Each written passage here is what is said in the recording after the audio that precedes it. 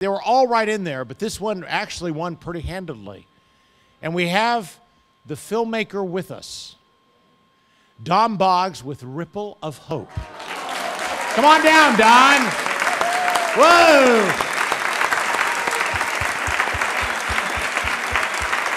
I love that.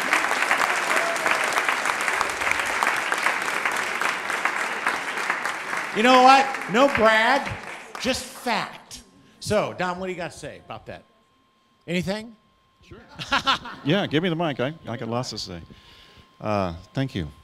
That's my first thing I have to say. Well, thank you very much. You know, there are a lot of people that work behind the scenes on every film for the director. They work for the director, supposedly, but really they work for the film. And I've got a couple people here tonight that I'm just going to quickly introduce. Mark Dawson, who's back there next to the camera back there, was our cinematographer for this.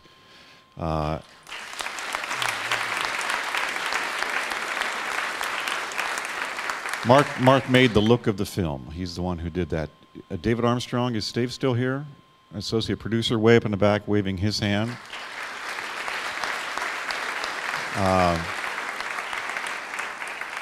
Eric Maloney is back here. Eric was the finishing editor. He's from Innovative, one of the sponsors of the Heartland Film Festival. Eric. And also sitting next to Eric is my wife Tamara, who was one of the toughest critics and thus very helpful with all this. Thank you. Can I say something else real quick? No, you can. The film is called...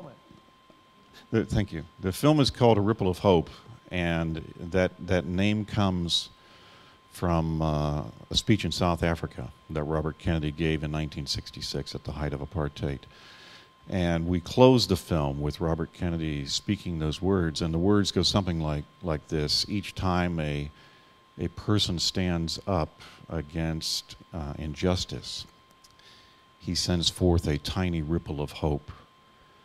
And when all of those are combined together, they come together to sweep down the walls of oppression.